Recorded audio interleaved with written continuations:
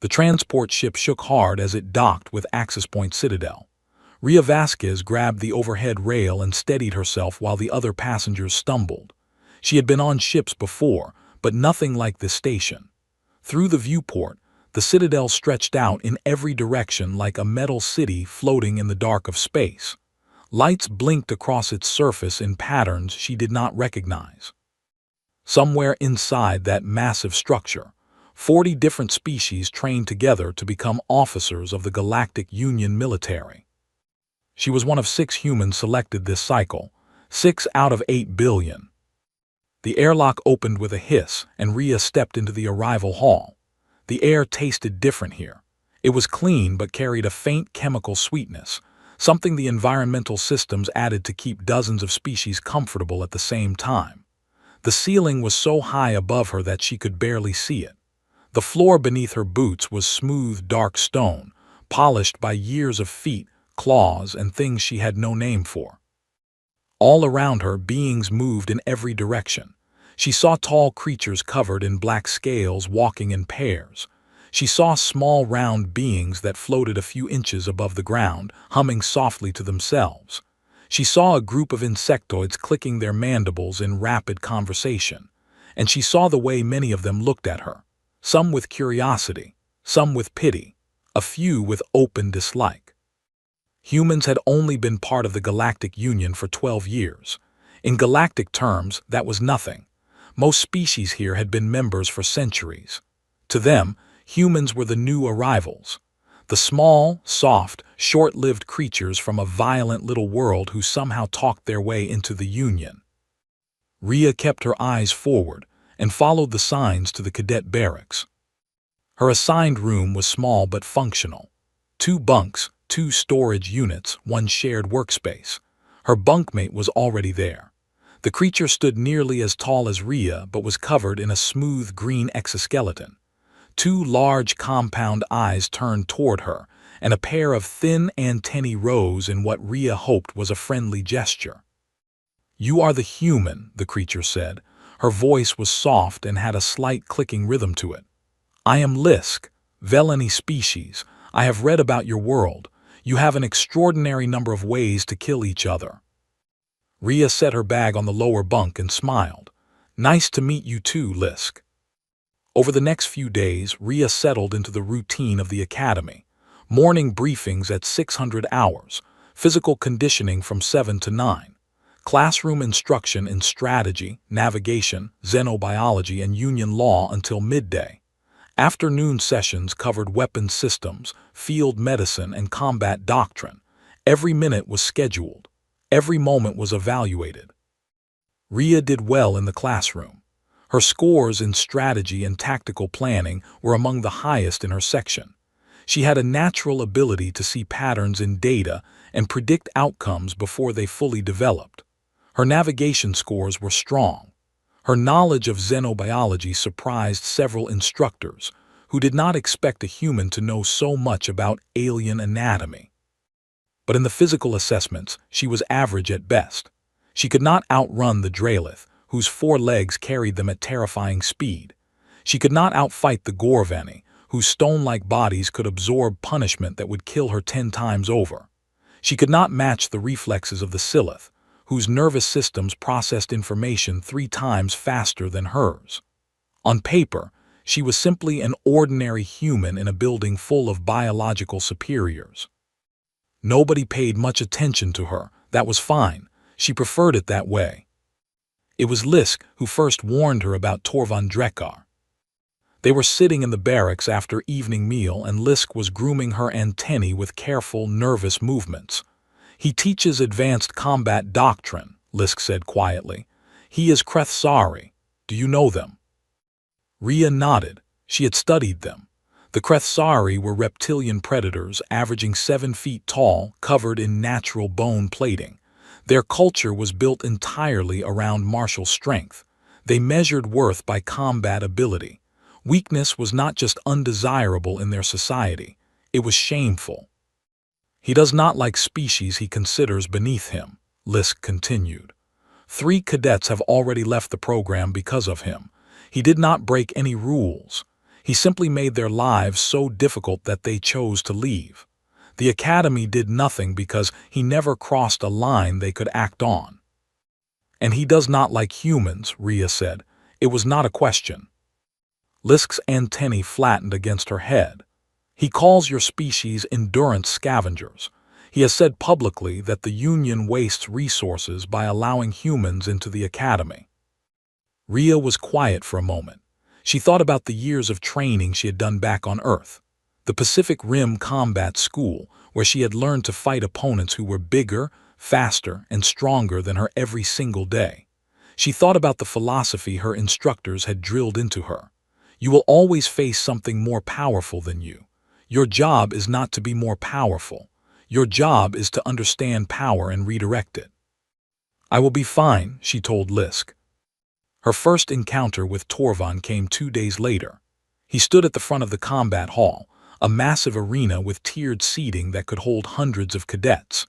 He was everything the files said he would be: 7 feet of scaled muscle and bone armor, 4-clawed hands that could tear through light metal, yellow eyes with vertical pupils that scanned the room like a predator watching a herd.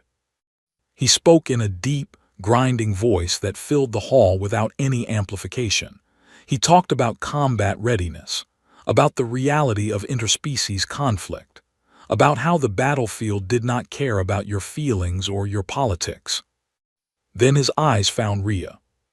I see we have a human in this section, he said. The words were casual, but his tone carried an edge like a blade wrapped in cloth. Tell me, Cadet, on your world, what is the most dangerous predator? Rhea stood. Humans, sir. A few cadets laughed. Torvald did not. Amusing, he said slowly. A species with no claws, no armor, no venom, and bones that break if you squeeze too hard calls itself a predator. He turned to the rest of the class. This is what the Union sends us. Endurance scavengers who learn to throw rocks and now believe they belong among warriors. Rhea said nothing. She stood calmly, her hands at her sides, her breathing steady. She did not argue. She did not flinch. She simply looked at him the way a student looks at a problem that has not yet been solved. Torvald stared at her for a long moment, and something in his expression shifted. Not respect. Something closer to irritation. He had expected her to react, to argue, to shrink, to show some crack he could press against. She gave him nothing. He turned away and continued his lecture. After the class, Lisk caught up with Rhea in the corridor. You handled that well, she said. Rhea shrugged. He is testing, that is all. He wants me to react so he has a reason to push harder. What will you do? Rhea looked back toward the combat hall. The same thing humans have always done when something bigger wants to eat us, she said quietly. Watch, learn, wait. The next morning, the duty roster updated with a new announcement from Torvald. The following session of Advanced Combat Doctrine would include live sparring demonstrations.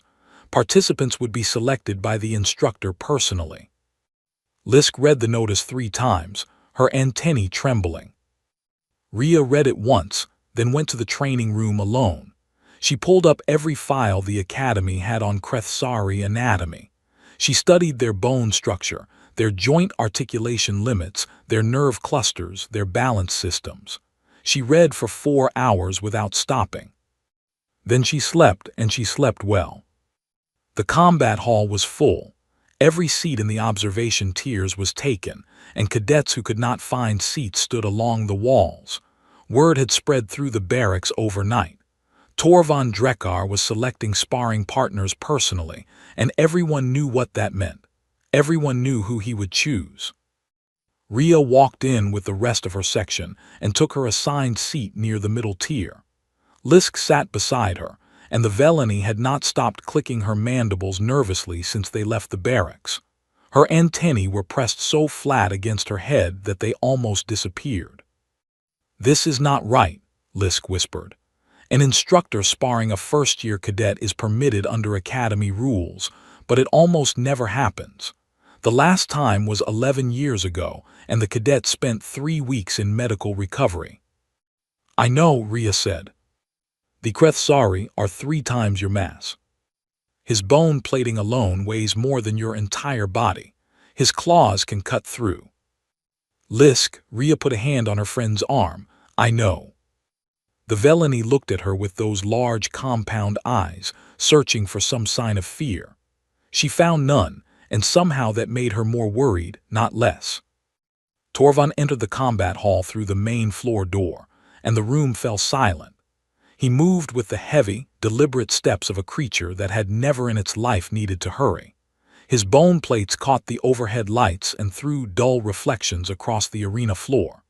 Behind him, 2 assistant instructors carried equipment cases and began setting up monitoring stations around the edge of the circular fighting area. The arena itself was a flat circle, 20 meters across, made of the same dark stone as the rest of the station, but embedded with sensors that tracked movement, impact force, and biological readings. The gravity in the hall was set to standard Union level, which was slightly heavier than what Rhea had grown up with on Earth. She had spent her first week at the academy adjusting to it. Now it felt normal. Almost. Torvald stood at the center of the arena and addressed the class. His deep voice rolled through the hall like distant thunder. He spoke about the reality of interspecies combat, how different body types created different advantages and weaknesses, how a soldier must understand not only their own capabilities, but the capabilities of everything they might face on a battlefield. He ran 3 demonstration bouts first, a Draelith against another Draelith, 2 Gorvani cadets in a grappling match that shook the floor, a quick, sharp exchange between 2 Silith that was almost too fast to follow. Each bout was between cadets of the same or similar species, fair matches, balanced opponents, the kind of sparring the academy normally conducted. Then Torvald stopped the demonstrations and turned to face the observation tiers. Combat in the real galaxy is not fair, he said. You will not face enemies who match your size, your speed, or your strength. You will face enemies who are better than you in every way that matters. The question is not whether you can win. The question is whether you understand your own limitations well enough to survive. He paused and let his yellow eyes sweep across the room. Cadet Vasquez, come to the floor. The silence that followed was so complete that Rhea could hear the hum of the station's power systems through the walls. She stood up. Around her, hundreds of eyes and sensory organs turned in her direction. She felt their attention like heat on her skin. She walked down the steps of the observation tier, her boots making soft sounds on each step. She crossed the gap between the seating and the arena floor and stepped onto the dark stone circle. The sensors beneath her feet activated with a faint blue glow. Torvald stood across from her. The difference between them was almost absurd. He towered over her by more than 2 feet. His body was a fortress of scaled muscle and bone armor. His 4-clawed hands hung at his sides like weapons waiting to be used. His tail, thick and heavy, shifted slowly behind him for balance. Rhea was 5 feet 6 inches tall. She weighed 62 kilograms. She had no claws, no armor, no tail. She wore the standard academy training uniform, which offered no protection at all. This will be a cross-species readiness evaluation, Torvald announced to the class. The purpose is to demonstrate how different biological profiles perform under direct combat pressure. He looked down at Rhea. Cadet, do you have any objections? Rhea looked up at him. She kept her voice calm and clear, loud enough for the whole hall to hear. Is this an official evaluation or a voluntary demonstration, sir? The question was precise. If it was voluntary, she could decline. If it was official, it would go on her record either way, but at least the Academy's oversight systems would be fully engaged. She was asking him to commit to what he was doing in front of witnesses. Something flickered behind Torvald's eyes, annoyance perhaps that she had not simply accepted. It is mandatory, he said. Understood, sir. She stepped to the center of the arena and faced him. In the observation tier, Lisk was gripping the armrest of her seat so tightly that the metal was bending under her claws. Beside her, A Draelith cadet named Morvek leaned forward, his 4 eyes wide. A young Krethsari cadet named Salith watched from the back row with an expression no one could read. On the arena floor, Rhea began to prepare. She did not make a show of it. She simply rolled her shoulders once, loosened her hands, and adjusted her stance so that her weight was centered over her hips. She bent her knees slightly. She began to breathe in a slow, deliberate rhythm. In through the nose for 4 counts, hold for 2, out through the mouth for 6. Her heart rate, visible on the arena monitors, dropped. The cadets watching noticed this. A few murmured in confusion. Her heart rate was going down, not up. She was not panicking, she was loading. Every combat instructor Rhea had ever trained under on Earth had taught her the same fundamental truth. You are small. You are fragile. You will always face something that can destroy you with raw force. Your only advantage is your mind. Use it before the fight begins, and the fight is already over. She watched Torvan as he paced slowly at his end of the arena. He was talking to the class, explaining Krethsari combat stances, but Rhea was not listening to his words. She was listening to his body. She watched how his weight shifted when he turned. She noticed that his left leg bore slightly more load than his right. She saw how his bone plates overlapped on his chest but left small gaps at the sides where his torso needed to twist. She observed the way his neck moved and identified the point just below his jaw ridge, where the bone ended and softer tissue began. She had studied Krethsari anatomy for 4 hours the night before. Now she was confirming everything with her own eyes, theory becoming reality, data becoming a plan. Torvan finished his explanation and turned to face her. He dropped into a Krethsari combat stance, his legs spread wide. His clawed hands came up, open and ready. His bone plates along his shoulders and forearms flared outward, making him look even larger. His tail stiffened behind him like a counterweight. This was the opening posture of Krethsari martial tradition. It was designed to intimidate. It said, without words, that you were facing a predator and you were prey. Rhea looked at that stance and she saw something Torvan did not expect her to see. She saw the gaps. She saw the joints. She saw the points where size became a weakness instead of a strength. She settled her weight 1 inch lower. Her hands came up, open and relaxed. Not fists. Open palms, fingers slightly curved. The stance of someone who did not intend to hit hard. The stance of someone who intended to use whatever force came at her and send it somewhere else. The arena timer activated. A single tone rang through the combat hall. The fight had begun. Torvan's muscles tensed, his claws flexed, his yellow eyes locked onto her like targeting systems.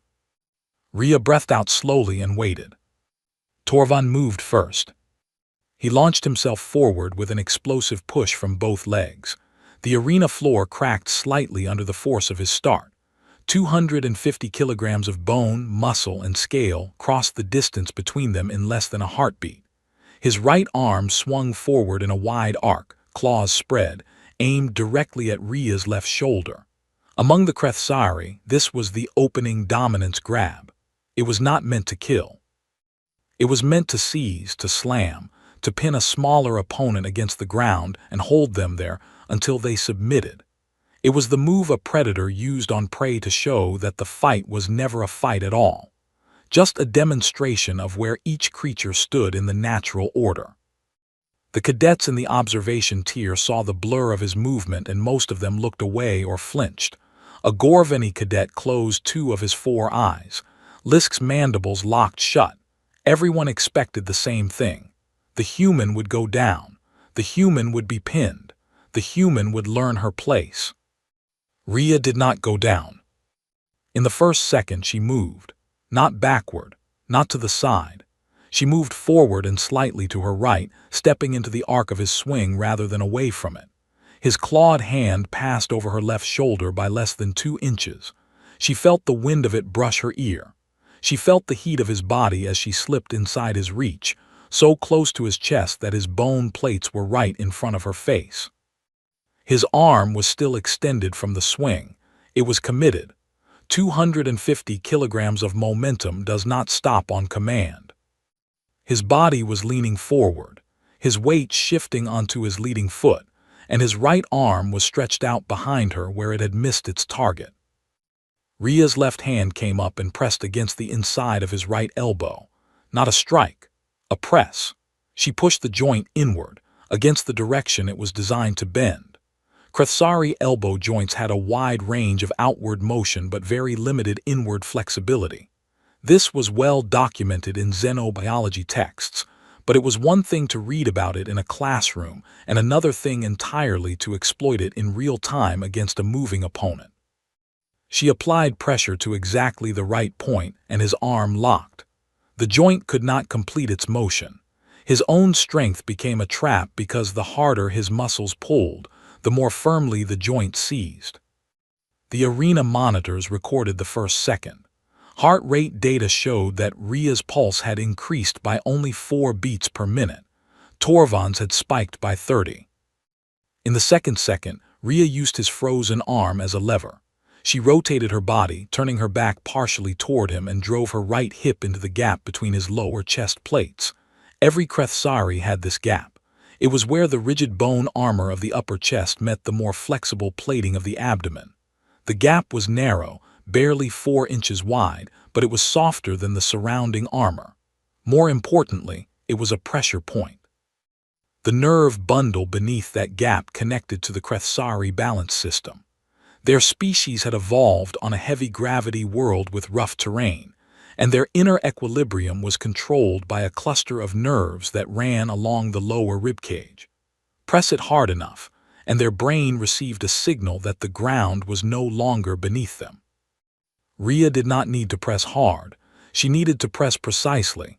Her hip bone found the gap and she pushed. At the same time, her right forearm came up and struck the side of his throat just below the jaw ridge. Again, not with crushing force. She did not have crushing force. She had accuracy. The spot she hit was where the Krethsari spatial orientation nerves connected to the brain stem. It was protected by bone on the front and sides, but just below the jaw ridge, where the neck needed to turn, there was a patch of softer tissue no bigger than her palm. She hit both points at the same time, hip into the balance nerve cluster, forearm into the orientation nerve. The arena sensors recorded the second. In the 3rd second, Torvan fell. His legs simply stopped working, not because they were damaged, not because she had broken anything, but because his brain received 2 simultaneous signals that told it the world had tilted sideways and the ground was gone. His inner equilibrium collapsed like a table with its legs kicked out. His muscles, all of them, tensed in the wrong directions at once as his body tried to correct for a fall that was not happening the way it expected. He went backward. 250 kilograms of Krethsari officer hit the arena floor with a sound that echoed through the entire combat hall. The stone cracked in a spiderweb pattern beneath him. His bone plates clattered against the surface. His tail slammed down a half-second later. The impact registered on the arena sensors as a force equivalent to a small vehicle crash. Ria stepped back, 1 step, 2 steps. She lowered her hands to her sides, her palms were open, her breathing was unchanged. The arena monitors confirmed it. Her heart rate had peaked at 68 beats per minute, a light jog, a brisk walk upstairs. The combat hall was silent. Not quiet, not hushed, silent. The kind of silence that happens when every brain in a room is trying to process something that does not fit into any existing category. The kind of silence that follows the impossible. Torvan lay on his back. His yellow eyes were open. He was fully conscious. He was uninjured. The arena medical sensors confirmed no broken bones, no torn tissue, no internal damage of any kind. She had not hurt him. She had simply put him on the ground. But among the Krethsari, being on your back meant something very specific. In their warrior culture, a fighter on their back was not just defeated, they were dismissed. It meant the opponent had not considered you worth the effort of a real fight. It was the deepest humiliation their society recognized. Worse than injury, Worse than death. It meant you were nothing. Torvald knew this. Every Krethsari in the room knew this, and every other species who had studied Krethsari culture knew it too. Rhea looked down at him. There was no anger in her face, no triumph, no satisfaction. She looked at him the way you look at a problem that turned out to be simpler than you expected. "Humans study what we cannot overpower, sir," she said. Her voice was quiet but carried in the absolute silence of the hall. "It is how we survived our own planet." Nobody moved. In the back row, a Draelith cadet leaned toward the person next to him and whispered. The words were barely audible, but several nearby cadets heard them clearly. She did not even hit him hard. On the arena floor, Torvald lay still for 4 seconds, then 5. Then he moved slowly, carefully. He rolled to his side and pushed himself up to one knee, then to his feet. He stood at his full height and looked down at Rhea. His expression was something no one in the room could fully read. It was not rage, though rage was certainly part of it. It was not shame, though shame was there too. It was something deeper, something that looked almost like confusion. As if the world had just told him something he had believed his entire life was wrong, and he did not yet know what to do with that information. He said nothing. He turned away from her and walked to the edge of the arena. He picked up his instructor's datapad. He looked at it for a moment without reading it. Then he said, in a voice that was almost normal, "Class dismissed." Nobody moved at first. Then, slowly, cadets began to stand. The sound of shuffling feet and clicking claws and rustling wings filled the hall.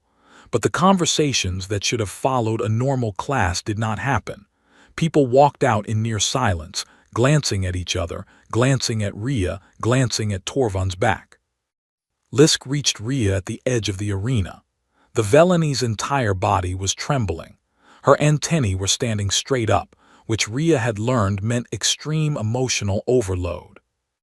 3 seconds, Lisk said. Her voice was barely a whisper. That was 3 seconds. Rhea nodded. She flexed her left hand a few times. The press against his elbow had bruised her palm slightly. That was her only injury. "Are you all right?" Lisk asked. Rhea looked at her friend. For just a moment, something real showed through the calm surface. A flash of something in her eyes. Relief, maybe. Or the delayed acknowledgement that she had just done something very dangerous and it had worked only because years of preparation met a single moment of execution. "I am fine," she said. "Let us go eat." They left the combat hall together. Behind them, Torvald stood alone on the arena floor, staring at the crack in the stone where he had fallen. The arena sensors were still active. They recorded him standing there motionless for 11 minutes before he finally turned off the lights and left.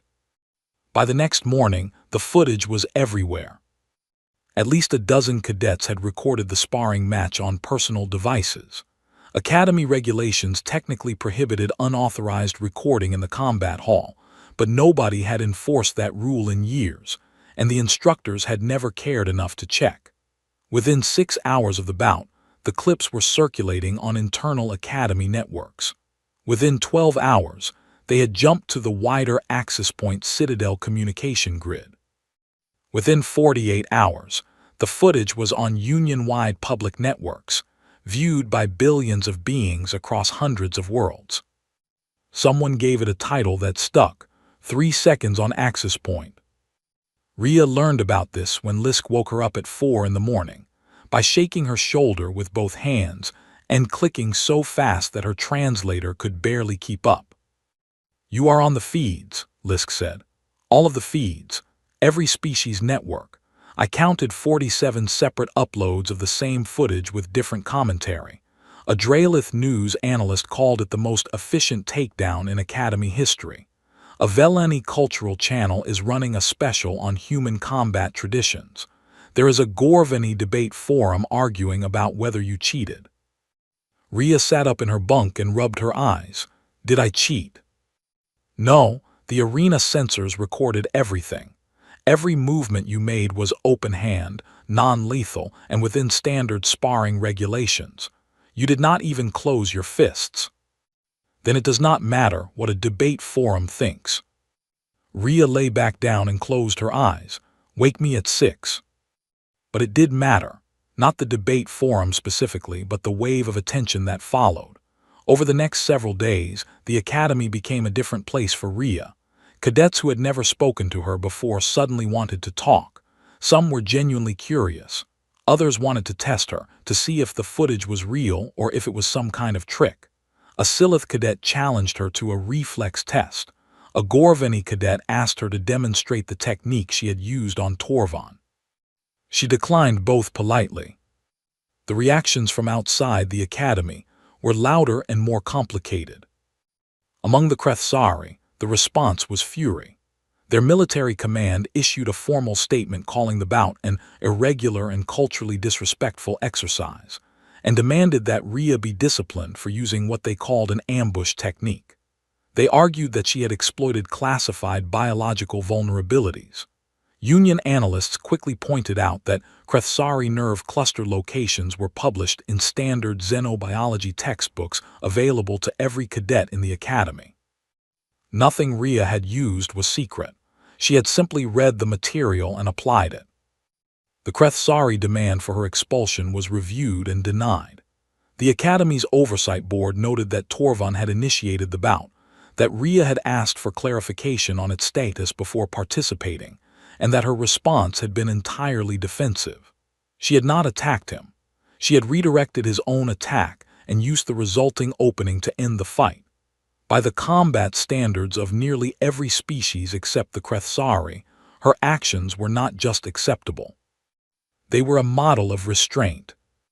This did not make the Krethsari any less angry. On the human side, the response was predictable. Earth's media networks ran the story for a full week. Opinion shows debated it endlessly.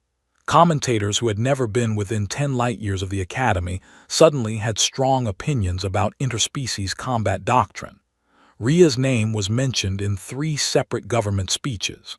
A merchandise company on Earth started selling shirts that said 3 seconds before Rhea even knew about it. The human military delegation at the Union was less enthusiastic. A message came through official channels advising Rhea to maintain a low profile and avoid any further confrontations. The message was polite but firm. The subtext was clear. You have made a point. Now stop making it. Rhea had no desire to make any more points. She had not wanted to make this one. The person who addressed the situation directly was Commandant Ira Saul. The head of the academy was a Kuheltari, a species made of living crystal that could live for thousands of years. Ira Saul was old even by Kuheltari standards. Her body was a framework of pale blue crystal that chimed softly when she moved. Her voice was like wind through glass, clear and musical and impossible to ignore. She summoned both Torvan and Rhea to her office on the same day, but at different times. Rhea went first. The commandant's office was at the top of the academy's central tower. The walls were transparent, showing the stars in every direction. Ira Saul stood by the window, her crystalline body catching the light of a distant nebula. "Cadet Vasquez," she said without turning around, "you have created quite a discussion." "That was not my intention, Commandant." "No, I do not believe it was." Ira Saul turned to face her. The Kuheltari had no eyes in the traditional sense, but Rhea felt seen more completely than she had ever felt in her life. "Tell me, when Officer Drekar called you to the arena floor, what did you feel?" Rhea considered the question carefully. "Fear," she said, "and then focus." "In that order?" "Yes, Commandant, always in that order." Ira Saul was quiet for a moment. The crystals of her body hummed at a frequency that Rhea felt in her chest.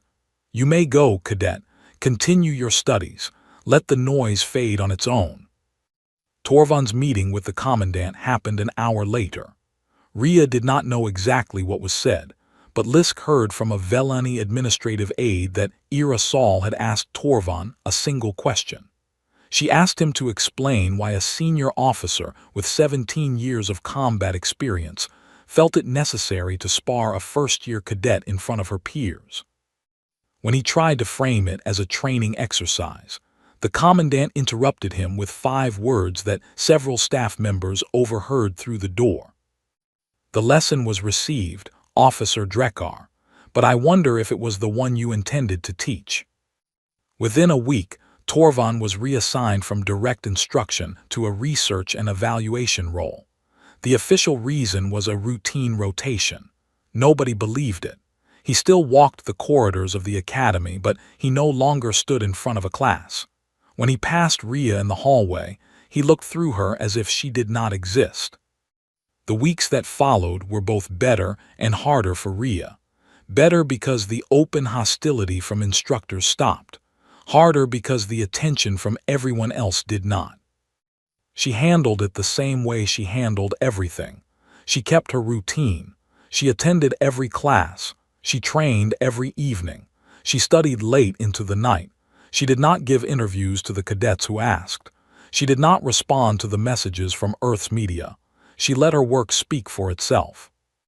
One night, a month after the bout, Lisk found her sitting on the floor of their room, reading xenobiology files on her datapad. The Velani settled onto her bunk and watched her friend for a while. "Can I ask you something?" Lisk said. "Yes." "Were you scared during the fight? Were you actually scared?" Rhea set down the datapad and looked at the ceiling. "Terrified," she said. "The entire time. From the moment he called my name to the moment he hit the floor, I was terrified." Lisk's antennae rose in surprise. "You did not look it." "No, I would not. Fear is information, Lisk. It tells you what is dangerous and how much attention to pay. You can use it or it uses you. My trainers on Earth taught me that before they taught me anything else." Lisk considered this for a long time. Then she said, "Other species have started asking the human cadets for training sessions. Did you know that?" Rhea had not known. Training in what? "They are calling it adaptive combat reading. The ability to study an opponent in real time and find weaknesses during the fight itself. They say humans do this naturally." Lisk paused. 11 cadets from 6 different species have made formal requests through the academy this week alone. Rhea was quiet.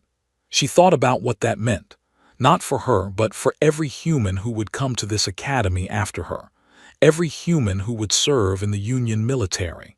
Every human who would be looked at by another species and measured not by the size of their body but by the quality of their mind. The next day, a priority message arrived through Rhea's official academy channel. It was from Earth's United Military Command, forwarded through the Union's Human Liaison Office. She read it twice to make sure she understood it correctly. She had been recommended for the Academy's Vanguard track, the elite program, the one that produced the Union's top field commanders and strategic officers, the one that no human had ever been invited to join. Someone very high up, on Earth or in the Union or both, was paying very close attention.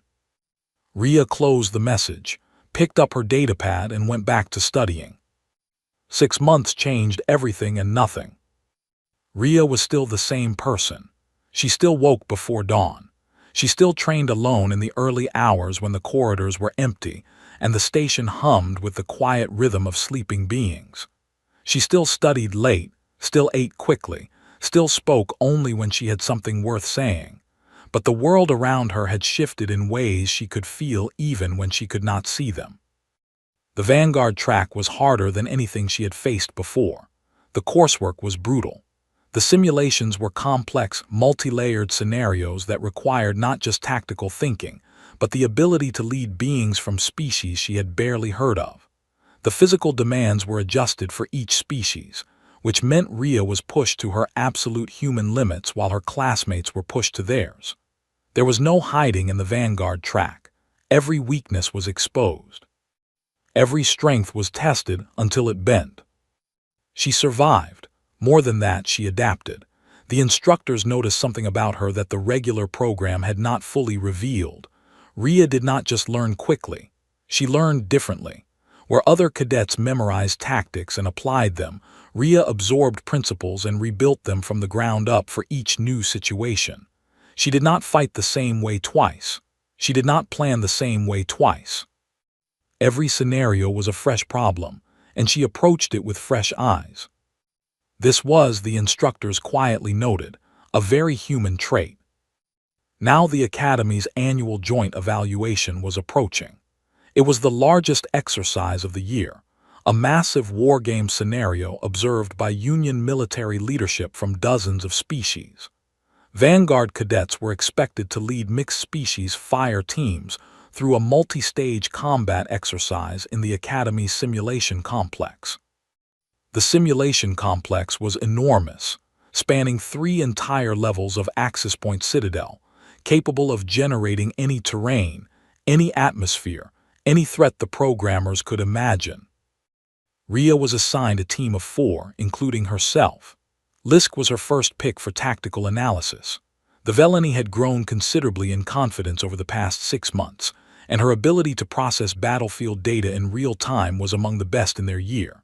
Second was Morvek, a Dralith heavy assault cadet with 4 powerful legs, thick natural armor, and a deep, rumbling laugh that filled any room he entered.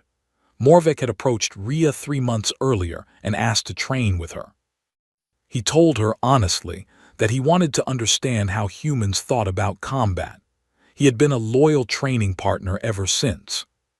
The 4th member of her team was the one nobody expected, a young Krethsari cadet named Salith. Salith had requested assignment to Rhea's team through official channels. The request had caused considerable discussion among the Academy staff. A Krethsari cadet voluntarily serving under a human, especially this human, was unprecedented. Salith's own family had objected. Members of the Krethsari military liaison had called it an embarrassment. Salith did not care. She was younger than most Krethsari cadets, barely past the age of maturity in her species, and she belonged to a generation that was beginning to ask uncomfortable questions about the old ways. She had watched the footage of Rhea and Torvon not with shame, but with fascination. She had seen something in those 3 seconds that her elders refused to see. She had seen a better way to think about strength. The joint evaluation began on a simulated world with dense forest terrain, low visibility, and unpredictable weather cycles. The objective shifted every 2 hours. First it was a rescue extraction, then a defensive holdout, then an offensive push through enemy-held territory.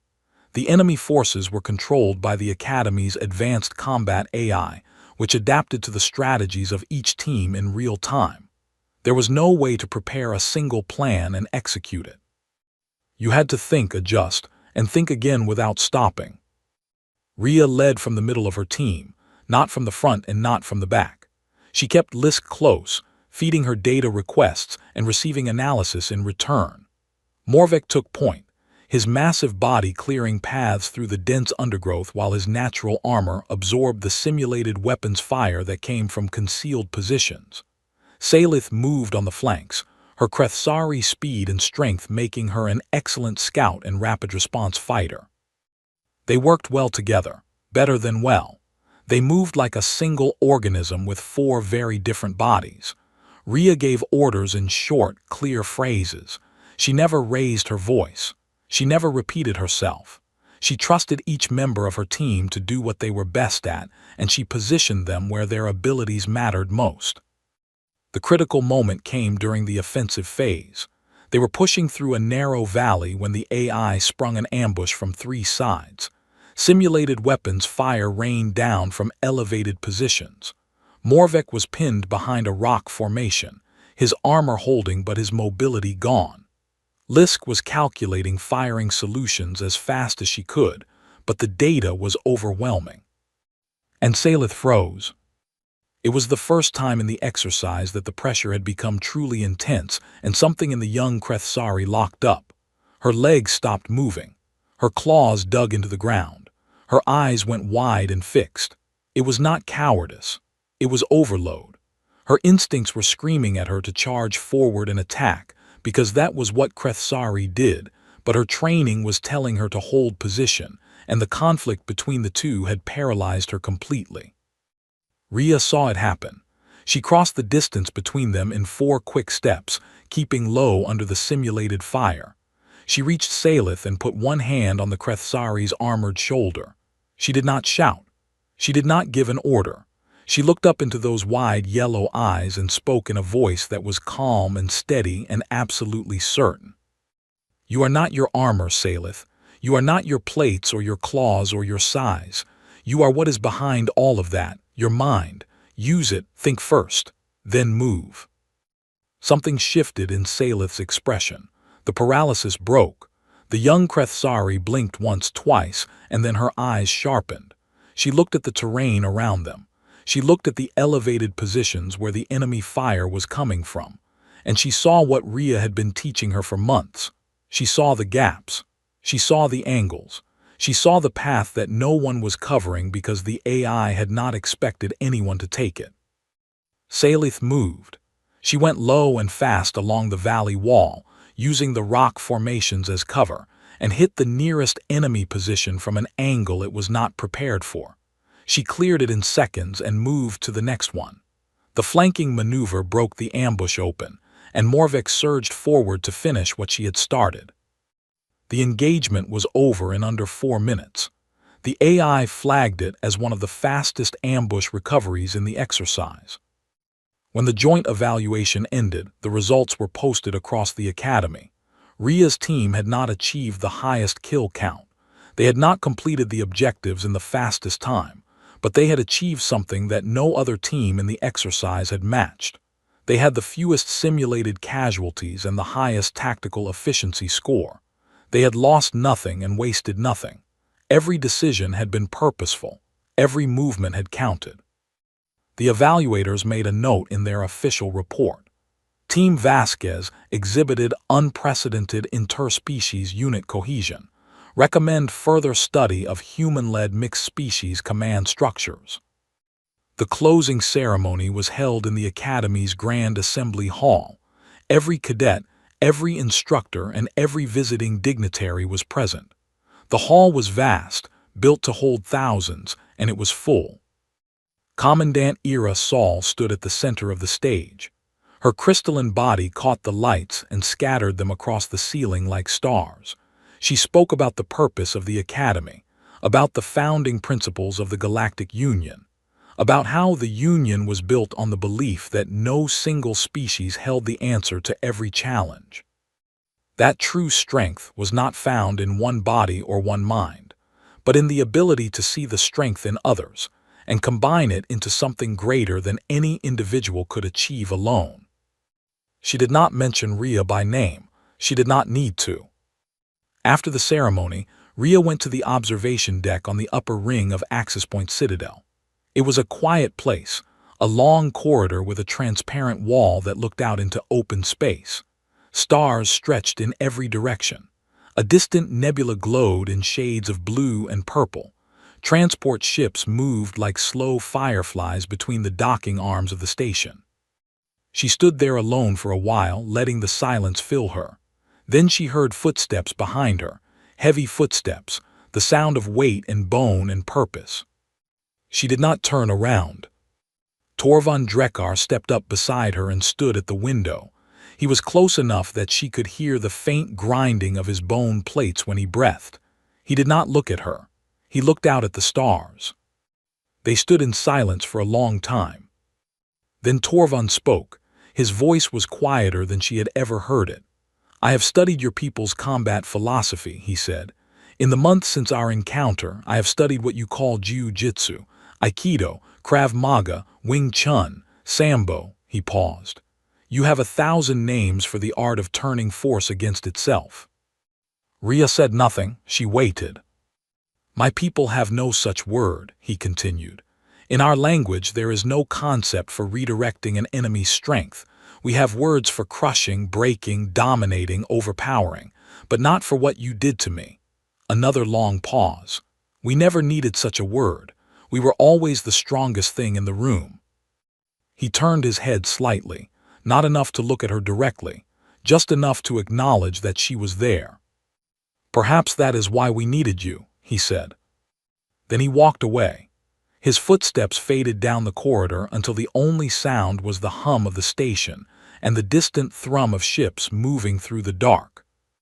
Lisk appeared a minute later, stepping out from behind a structural column where she had very obviously been hiding.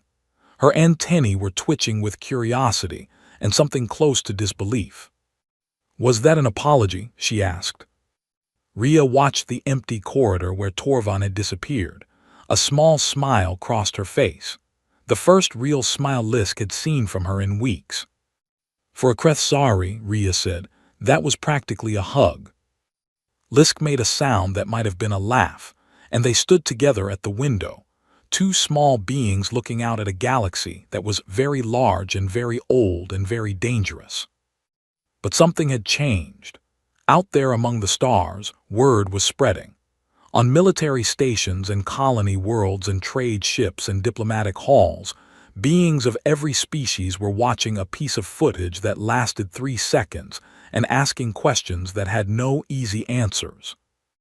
They were looking at humanity and seeing something they had missed before. Not the soft skin, not the breakable bones, not the short lives. They were seeing the eyes. The quiet, watchful, endlessly curious eyes of a species that had spent its entire existence surrounded by things that could kill it and had responded not by growing armor or claws or venom, but by growing the one thing that frightened the galaxy more than any natural weapon: the desire to understand. And across the Union, in briefing rooms and war colleges and intelligence offices, a single question was being asked with growing frequency and growing unease. What else have the humans been studying?